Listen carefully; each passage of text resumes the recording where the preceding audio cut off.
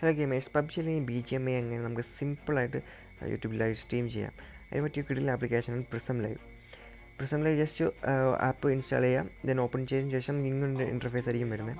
അതിൽ നമുക്ക് camera, screen, നമുക്ക് സ്ക്രീനിൻ്റെ ആവശ്യമുള്ളൂ, സ്ക്രീൻ ആക്കാം.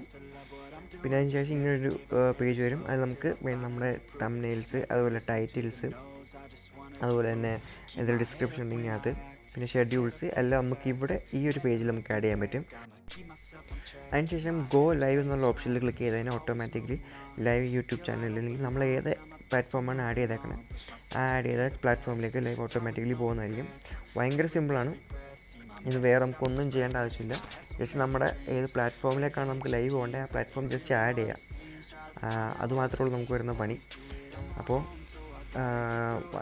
നമുക്ക് നമ്മുടെ അക്കൗണ്ട് കയറി കഴിഞ്ഞാൽ നമുക്ക് ജസ്റ്റ് നമ്മുടെ സ്ക്രീൻ, അതുപോലെ വീഡിയോ റെസൊല്യൂഷൻ അതെല്ലാം നമുക്ക് അഡ്ജസ്റ്റ് ചെയ്യാൻ പറ്റും.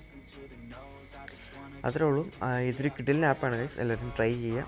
പിന്നെ നമുക്ക് ഞാൻ യൂസ് ചെയ്യുക എന്താണ്, ഇപ്പോൾ ആൻഡ്രോയിഡിലാണെങ്കിലും iOS-ലാണെങ്കിലും നമുക്ക് യൂസ് ചെയ്യാൻ പറ്റിയ കിടിലൊരു സ്ക്രീൻ റെക്കോർഡിംഗ് ആപ്പാണ് ഡു റെക്കോർഡർ.